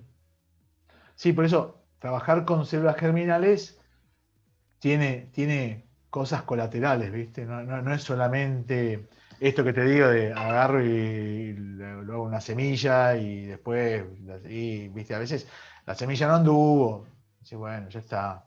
Pero con células germinales, vos estás creando después individuos, ahí es donde entra la cuestión, ¿viste? De la ética, obviamente, ¿no? Eh, pero mira, yo tenía entendido que lo había logrado y que lo habían. Está preso aquí, en China.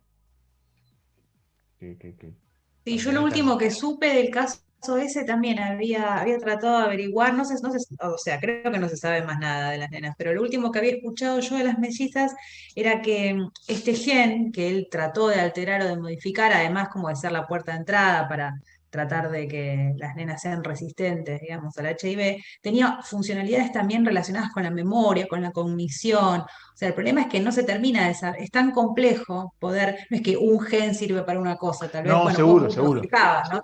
Como que seguro. tiene las proteínas asociadas a determinadas funciones, entonces tal vez sirve para hacer la Claro. puerta de entrada para determinada enfermedad, pero además tiene relación con la memoria a largo plazo y además tiene relación con la memoria a corto Eh, plazo, entonces alterar eso seguramente, sin poder ver pará, el panorama completo es seguramente conocen arriesgado. a Alberto Kornblit, Si no conocen, lo han sentido nombrar.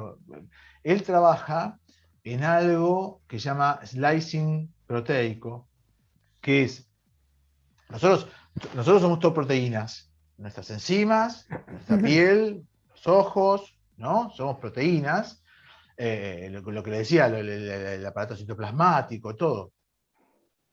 ¿Qué la produce? La produce uno o más genes en combinación.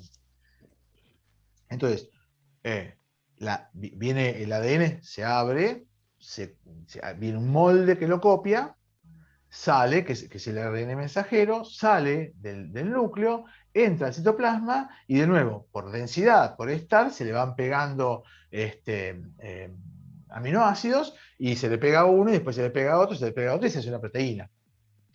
Pero tenemos muchísimas más proteínas que genes en realidad. Genes creo que tenemos 35.000 y proteínas hay millones.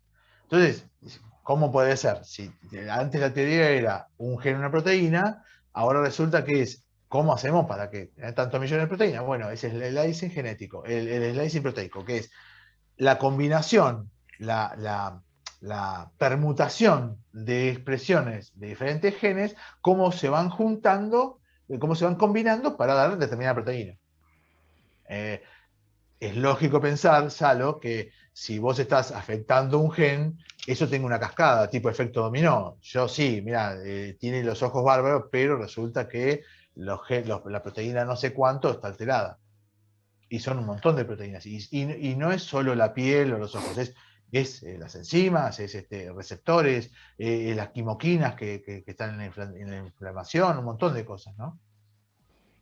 Claro, eso es lo que hace que sea tan difícil justamente esto, darle al target, digamos. Darle al target no es solamente encontrar el lugar donde hacer el corte y hacer la edición, sino que esta cadena se repare, que el gen que haya sacado no tenga una proteína asociada a determinada función. O sea, termina siendo todavía bastante inespecífico. O sea, uno de los riesgos más grandes justamente es que no termina de siendo algo específico como para decir, bueno, avancemos a editar embriones o gametos que ya estamos, que salimos, digamos. Todavía falta algunas cosas. Sí. En el ambiente agrícola es impresionante. Un día tuve que hacer un trabajo con mi sobrina, que se está por recibir de bióloga, y le dije, bueno, había que hacer un modelo, ¿no? Hagamos como que hacemos un experimento para editar una papa. Fuimos, ya estaba editada. Bueno, no importa, hagamos un zapallo, ya estaba editado. Y nos quedamos sin verduras, directamente. Tuvimos que hacer una cosa que era transfectarle luciferina y luciferasa, ¿vieron lo de los bichitos de luz? A unos peces que poníamos en una pecera, un chino básico era, porque estaba todo editado. Todos había trabajos de edición genética, y hablo de hace 3 años, en vegetales. Impresionante. Voy a leer el chat. Sí. Acá Jenny dice, bueno, buenas noches y muchas gracias por permitirme estar acá escuchando tan interesante presentación. Como todos los avances, creo que esto tiene 2 puntas, el buen uso y el mal uso. Usarlo para mejorar calidad de vida, pero por otro lado puede ser usado con propósitos de dominación. Además, un bebé puede nacer gracias a la intervención de 3 personas, lo que no llamamos 3 padres. El concepto de padre viene por otro lado. Claro. Coincido totalmente. Bueno, hay mucha gente agradeciendo que se tuvo que retirar. Un comentario que también había hecho Soledad es que los portantes de material genético, pero no necesariamente van a coincidir con la maternidad o paternidad, porque ello dependerá de la voluntad procreacional. Bien.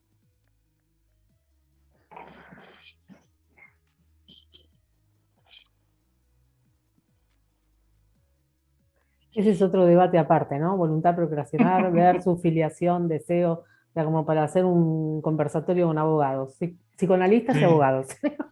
Bueno, acá está presente la persona, allá arriba, un bulito la tengo.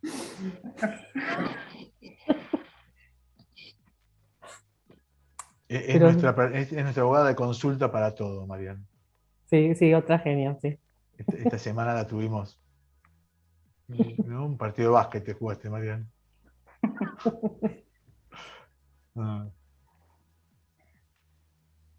Bueno, ¿alguna consulta? Quedaron todos, yo con un exceso de información. Voy a tener que, bueno, el webinar el conversatorio, perdón, lo vamos a subir al canal de YouTube, así que lo vamos a escuchar yo por lo menos 80 veces como para tratar de poder comprender un poco más. Yo, Flavia, perdóname una cosa que no quería decir al principio, pero la verdad que las felicito por el trabajo que están haciendo. Yo vi cuando eran 4. Vi cuando eran 4. Yo también. Claro. Es verdad. Eran 4. 4 de Capital, hagamos, porque Sí. ojo que hay muchas chicas que son, que tienen mucha trayectoria y que bueno, lo que pasa que creo que un poco la pandemia nos vino bien a todas por esto, ¿no? Todas, digo, porque como verás, Gustavo, Sí, 99% somos psicólogas. Sí. Es más, el SAPRE hay un varón que deben ser, de los 2 varones que hay en Repro, debe ser el... creo que la pandemia también, lo positivo que tuvo es esto, ¿no? La virtualidad. Y entonces es como que nos permite interactuar, intercambiar con colegas no solamente del interior del país. Esta es otra de las correcciones lingüísticas que me vengo haciendo. El interior desde donde yo estoy parada, que es en el centro, en el ombligo del país, ¿no? Acá en Cava. A mí me gusta decir las provincias, porque me siento mal diciendo eso. Sí, tal cual. ¿Saben que una cosa que nada que ver, hablando de tecnología, a fin de año viene el Zoom con traducción simultánea, ¿sabían, no? Ah, no. O sea, traen a Gi, si lo sacan de la cárcel y le preguntan todo lo que quieran, Gi lo va a entender y usted lo va a entender a él. Espectacular, Dolo. Nos vamos a Bueno, el Google Meet ya lo tiene. ¿Ya lo tiene? El Google Meet también. Sí. Entonces se lo voy a conectar a mis alumnos para que me entiendan. El Google Meet ya empezás a hablar y te va haciendo el audio. Mirá vos. Sí, lo hemos probado porque trajimos a un webinar.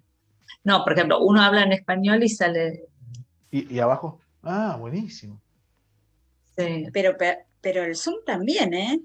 Yo hace poco he participado y perfectamente.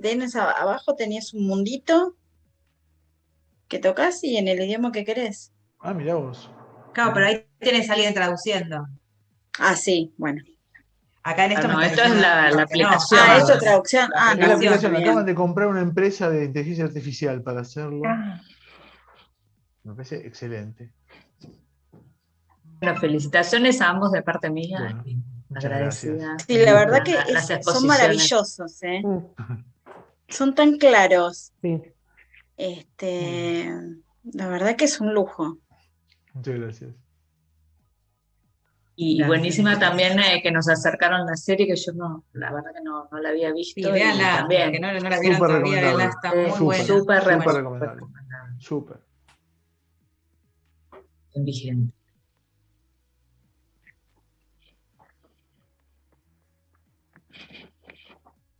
Bueno, hay muchos agradecimientos que quieren ver la grabación nuevamente.